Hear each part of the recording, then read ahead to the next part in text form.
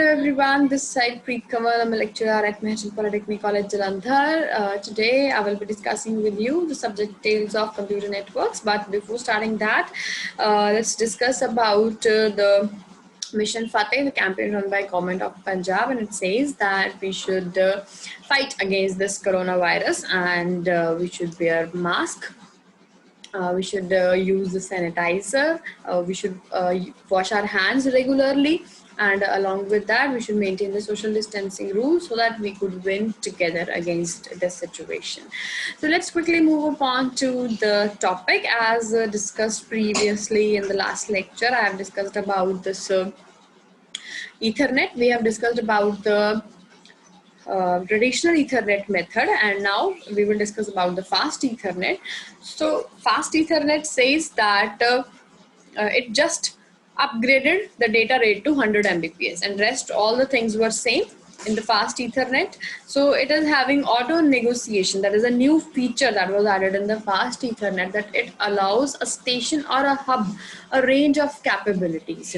बहुत सारे फीचर्स, बहुत सारे कैपेबिलिटीज के साथ इसे डिजाइन किया गया एक ऑटो नेगोशिएशन फीचर के साथ, जो 100 Mbps की स्पीड है वो हमें प्रोवाइड की जा रही है फास्ट ईथरनेट के अंदर. तो इसमें जो इनकम्पैटिबल डिवाइसेस हैं to connect to one another, तो अगर इनकम्पैटिबिलिटी भी है डिवाइसेस के अंदर तो उसे भी आपस में कनेक्ट करवाया जा सकता है. तो ये एक एक्स्ट्रा फीचर है जो ऐड किया गया है फास्ट ईथरनेट के अंदर. Then is to allow on devices to have multiple capabilities.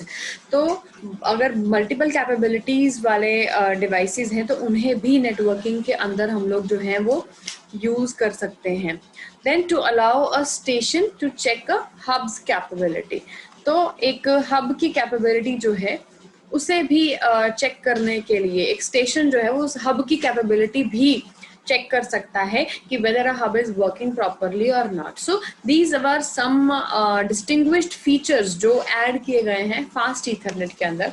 तो अगर हम फास्ट ईथरनेट की इम्प्लीमेंटेशन की बात करें तो उसमें हमारे पास 3 तरह की कैटेगरीज आती हैं, जिसमें 100 बेस TX है, 100 बेस FX और 100 बेस T4 है, राइट. तो 100 बेस की अगर हम बात करें तो जैसे हम लोगों ने ट्रेडिशनल ईथरनेट में देखा कि 10 Mbps 10 बेस 5 10 बेस 2 में हमने क्या देखा कि 10 का मतलब है 10 Mbps स्पीड. तो यहाँ पे 100 का मतलब है 100 Mbps speed.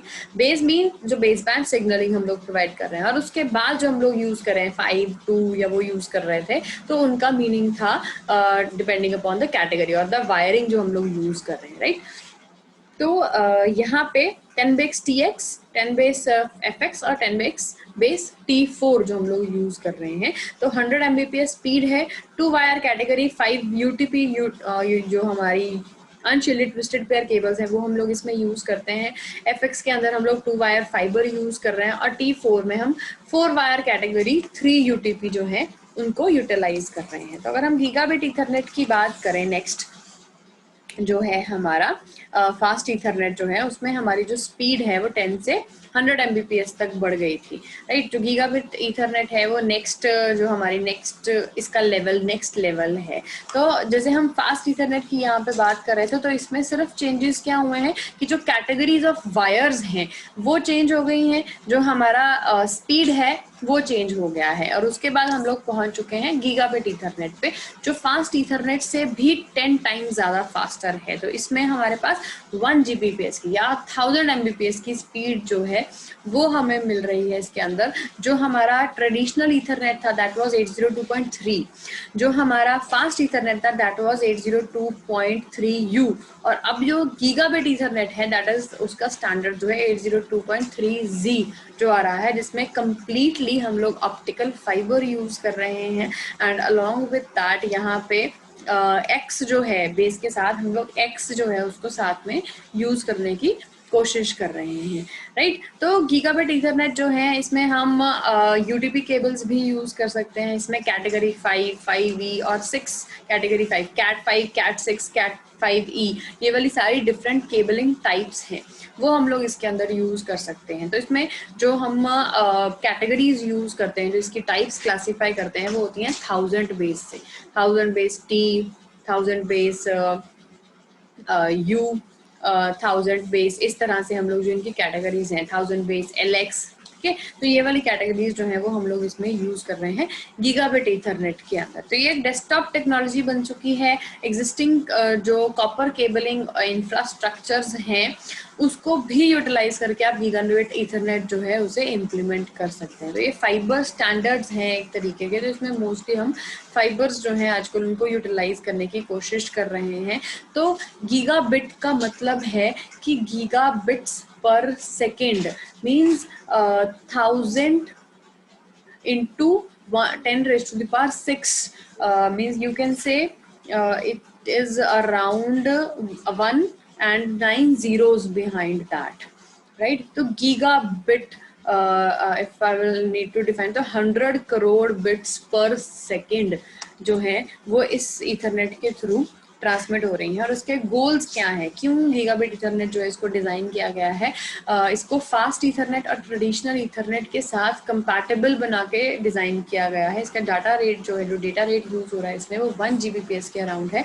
Address format, frame format, maximum minimum length, ये सब कुछ सेम है। और जो ऑटो नेगोशिएशन का फीचर था फास्ट ईथरनेट में उसे भी ये सपोर्ट कर रहा है गीगाबिट ईथरनेट। तो इसकी अगर हम इम्प्लीमेंटेशन की बात करें तो 4 कैटेगरीज में इसको डिवाइड कर सकते हैं।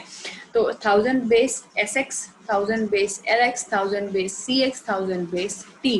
तो इसमें सिर्फ चेंजेस क्या हो रहे हैं, वायर्स के चेंज हो रहे हैं, फाइबर्स जो हैं वो चेंज हो रहे हैं। किस तरह से चेंज हो रहे हैं, जैसे फर्स्ट जो है SX, उसमें क्या है 2 वायर शॉर्ट वेव फाइबर जो है, जो शॉर्ट वेवलेंथ जो है हम लोग हाई फ्रीक्वेंसी सिग्नल्स जो है इसके थ्रू ट्रांसमिट कर सकते हैं। देन अगर LX की बात करें तो लॉन्ग वेव फाइबर इसमें यूज कर रहे हैं, लॉन्ग वेवलेंथ है। अगर लॉन्ग वेवलेंथ की बात करते हैं तो शॉर्ट फ्रीक्वेंसी हो जाती है, मतलब लेस फ्रीक्वेंसी वाले अगर सिग्नल हमें ट्रांसमिट करने हैं, लो फ्रीक्वेंसी वाले सिग्नल्स ट्रांसमिट करने हैं तो हम LX यूज कर सकते हैं। तो ये लॉन्ग वेव की बात कर रहे हैं। अगर हम शॉर्ट वेव फाइबर्स यूज कर रहे हैं तो हाई फ्रीक्वेंसी के सिग्नल्स ट्रांसमिट कर सकते हैं। देन CX में हम कॉपर वायर्स जो है उनको यूज कर रहे हैं, शील्डेड ट्विस्टेड पेयर केबल्स जो है उनको यूटिलाइज कर रहे हैं। और अगर हम 100,000 बेस T की बात करते हैं तो 4 वायर UTP केबल जो है, अनशील्डेड ट्विस्टेड पेयर केबल्स जो है वो इसमें हम लोग यूज करते हैं। So this is gigabit ethernet. तो let's discuss them in detail. 1000 base SX क्या है, it is a fibre optic gigabit ethernet standard है, ऑपरेशन है, जो हम लोग मल्टी मोड फाइबर्स जो हैं वो इसके अंदर यूज कर सकते हैं। जो इनकी जो लेंथ है शॉर्ट वेव क्योंकि हम लोग यूज कर रहे हैं तो 770 से 860 nanometre near infrared light wavelength जो है वो हम लोग इसमें यूज कर सकते हैं। तो इनकी जो डिस्टेंस ट्रैवल करने की जो कैपेबिलिटी है वो 220 से 550 मीटर्स के बीच में हम लोग यूज कर सकते हैं। और इसके लिए हम डिफरेंट मॉडल बैंडविड्थ के फाइबर्स यूज कर सकते हैं। अगर हम 1000 बेस CX की बात करें तो इसमें क्या है, जो इनिशियल स्टैंडर्ड है हमारा गीगाबिट ईथरनेट कनेक्शंस का, उसका जो मैक्सिमम डिस्टेंस है वो 25 मीटर्स है using balanced shielded twisted pair cables. इसमें हम कुछ पर्टिकुलर टाइप ऑफ कनेक्टर्स जो हैं उनको भी यूटिलाइज कर सकते हैं। But the short segment length is due to very high signal transmission rate. तो ये शॉर्ट लेंथ, अब देखिए अगर हम पहले बात करें, हम ट्रेडिशनल ईथरनेट्स की बात करें तो the distance was around 100 metres, 200 metres, 300 metres, 500 metres, और यहाँ पे हम बात करें डिस्टेंस की ओनली 25 मीटर्स। तो ये जो शॉर्ट सेगमेंट है, ये लेंथ है, ये कम इसलिए हुई है क्योंकि उसमें जो सिग्नल ट्रांसमिशन रेट है वो बहुत ज़्यादा इंक्रीज कर दिया गया है। सो दैट इज वाई उसको कम डिस्टेंस में हम लोग उसको ट्रैवल करवा रहे हैं। तो अगर हम 1000 बेस T की बात कर रहे हैं तो ये एक कॉपर वायरिंग का स्टैंडर्ड है जिसको हम यूज कर रहे हैं, और इसकी जो मैक्सिमम लेंथ है वो 100 मीटर्स है, जिसमें हम यूज कर सकते हैं कैटेगरी 5, कैट 5E और कैट 6। ये 3 तरह की केबल्स हैं different, that we will discuss later on कि ये कौन सी होती हैं, किस तरह से इनको हम आइडेंटिफाई करते हैं। तो ये बेसिकली ये केबल्स जो है वो हम लोग यूज करते हैं 1000 बेस T में, कॉपर वायरिंग वाली जो ट्रांसमिशन है उसके अंदर। तो अगर हम LX की बात करें 1000 बेस LX, तो ये भी ऑप्टिकल फाइबर है, लॉन्ग वेव ऑप्टिकल फाइबर है, लॉन्ग वेवलेंथ यूज हो रही है इसके अंदर। तो लॉन्ग वेवलेंथ में हमारे पास जो वेवलेंथ की रेंज है वो 1270 से 1355 नैनोमीटर्स की रेंज जो हम लोग है इसमें यूज कर रहे हैं, या मैक्सिमम RMS स्पेक्ट्रल विड्थ जो है वो 4 नैनोमीटर्स की है जो हम यहाँ पे यूज कर रहे हैं। तो इसकी जो डिस्टेंस है जो इसके लिए इसको डिज़ाइन किया गया है, that is up to 5 kilometres over 10 micrometre single mode fibre. अगर हम सिंपल सिंगल मोड फाइबर जो है उसके थ्रू अगर हम लोग सिग्नल को ट्रांसमिट कर रहे हैं, जस्ट 10 माइक्रोमीटर्स का बहुत छोटा सा, बहुत ही थिन फाइबर अगर हम लोग यूज कर रहे हैं, तो उसके थ्रू भी अगर हम 1000 बेस LX इस वेवलेंथ पे हम लोग अपने सिग्नल्स को ट्रैवल करवाना चाहते हैं, तो it can go up to 5 kilometres. तो मैक्सिमम लेंथ मतलब 5000 मीटर्स, जो हम लोग अभी यहाँ पे 25 मीटर्स, 100 मीटर्स, मैक्सिमम 500 550 मीटर्स की बात कर रहे थे, लेकिन अगर हम इस टेक्नोलॉजी को, इस केबल वायर को यूज करते हैं गीगाबिट इंटरनेट के अंदर, तो वी कैन, जो आपका सिग्नल है that can could travel up to 5 kilometres distance. Okay, so this is the summary. तो यू कैन सी हेयर कि यहाँ पे उन्होंने सारे जो भी इथरनेट्स आप लोग यूज कर रहे हो उसको हम लोगों ने क्या किया है, एक कैटेगराइज कर दिया है उसमें। ठीक है, तो कॉपर केबल्स जो हैं उनकी क्या डिस्टेंस है, ठीक है, वो उसमें बताया गया है। जो हमारे मल्टी मोड फाइबर्स हैं उनका डिस्टेंस डिफरेंट डिफरेंट रेंजेस जो हैं, single mode fibres 5 kilometres, 10 kilometres और बहुत सारे, ये सारे जो केबल्स गीगाबिट ईथरनेट में यूज हो रहे हैं, तो वो सारी इम्प्लीमेंटेशन और स्पेसिफाइड डिस्टेंस जो है वो इसमें बताया गया है। So this was all about the Ethernets that we have discussed, that traditional Ethernets, the fast Ethernets, the gigabit Ethernets, and now we will discuss about the IEEE standards. So this is the standard that we use as Ethernet standard.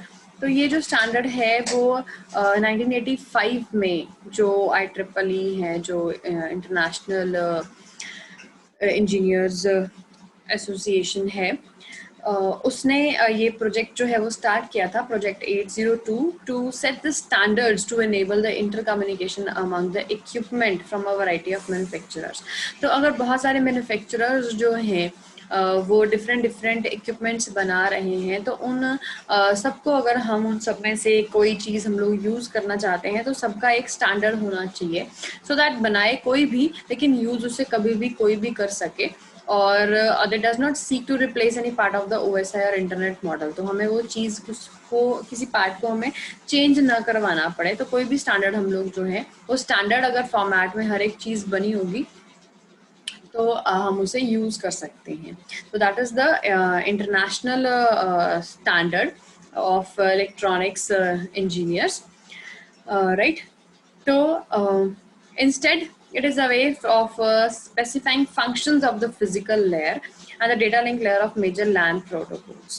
तो अगर हम किसी function, particular function की बात करें कि physical layer का काम या डेटा लिंक लेयर का काम, कोई मेजर प्रोटोकॉल का काम, तो उस चीज़ से इसका कोई लेना देना नहीं है। तो जो स्टैंडर्ड्स हैं वो बेसिकली फिजिकल, जो आप कॉमन जो फिजिकल पार्ट्स यूज कर रहे हो सिस्टम के अंदर, नेटवर्किंग के अंदर, सो उस चीज़ के लिए हैं। तो अगर हम IEEE ने जो डेटा लिंक लेयर है उसे दो सब लेयर्स में डिवाइड कर दिया, जो लॉजिक लिंक कंट्रोल यानी कि LLC लेयर और मीडिया एक्सेस कंट्रोल यानी कि MAC लेयर। तो IEEE ने बहुत सारे फिजिकल स्टैंडर्ड्स जो हैं वो डिफरेंट लैन प्रोटोकॉल्स के लिए भी बनाए, लैन और मैन दोनों के लिए 802 ने। तो उसमें लैन और मैन के लिए ब्रिजिंग और मैनेजमेंट के लिए 802.1 बनाया। देन आफ्टर LLC के स्टैंडर्ड कनेक्टिविटीज के लिए 802.2, देन ईथरनेट स्टैंडर्ड्स जो carrier sense multiple access with collision detection है उसके लिए 802.3 है।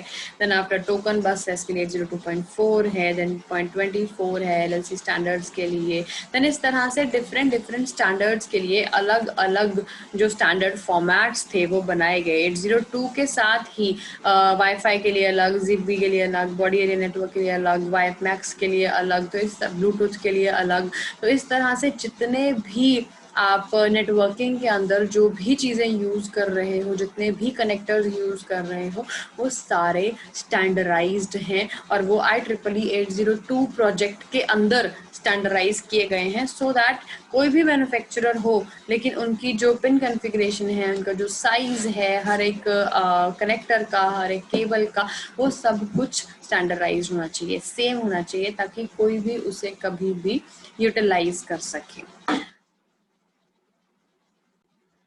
जो IEEE 802 है, it refers to family of IEEE standards के साथ वो डील कर रहे हैं, और बेसिकली लैन और मैन नेटवर्किंग में यूज होने वाले जितने भी बेसिक कनेक्टर्स हैं, बेसिक केबल्स हैं, तो उन सब की स्टैंडर्डाइजेशन जो है, कितने कौन सा नेटवर्क, उनकी रिस्ट्रिक्शंस क्या हैं, कितने साइज का पैकेट जो है वो ट्रैवल करवा सकते हैं, कैरी कर सकते हैं, कितना डेटा ट्रांसमिट हो सकता है, कितनी नंबर ऑफ स्ट्रीम्स जो हैं, कितने number of study streams of updates जो हैं वो ट्रांसफर हो सकते हैं, रेगुलर इंटरवल्स पे कितना जो डेटा है वो सेंड हो सकता है, देन सर्विसेज कौन सी प्रोवाइड करवानी है, डेटा लिंक लेयर और फिजिकल लेयर में जो 7 लेयर जो नेटवर्किंग OSI रेफरेंस मॉडल है उसमें वो लेयर्स जो हैं उनको किस तरह से यूटिलाइज करना है, जो OSI डेटा लिंक लेयर है उसे कौन से 2 पार्ट्स में जैसे डिवाइड किया 802 ने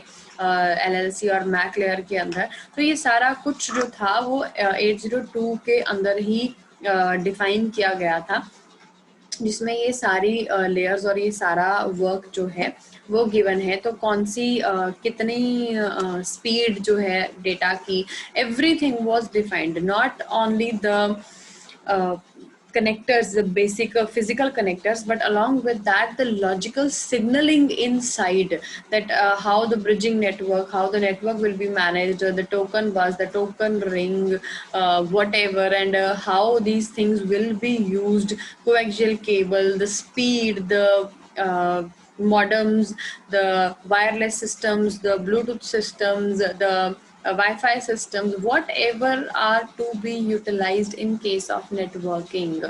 All the standards are made with the help of IEEE 802, and the special standard 802.3, that is basically decided for the Ethernet, for the wired Ethernet, और उसे generally local area network LAN with some wide area network applications, दोनों चीज़ों के लिए हम लोग उसको use कर सकते हैं। The connections that are made between the nodes और the infrastructure devices by various types of coppers और ऑप्टिकल फाइबर केबल्स, तो ये सब कुछ भी उसके अंदर डिसाइडेड है, दैट हाउ मेनी हब्स और स्विचेस कितने यूज़ हो सकते हैं, कितने स्विचेस का जो एक स्विच है उसमें कितने पॉइंट्स हो सकते हैं, कितने पोर्ट्स का स्विच है, कितने पोर्ट्स का हब बनाना है, राउटर्स कैसे डिसाइड होंगे, किस तरह से कौन सा राउटर कहाँ पे यूज होना है, दैट कौन से जो 802.3 है वो 802.1 की जो बेसिक टेक्नोलॉजी, जो बेसिक नेटवर्क आर्किटेक्चर है उसकी टेक्नोलॉजी को भी सपोर्ट करती है, and it also defines the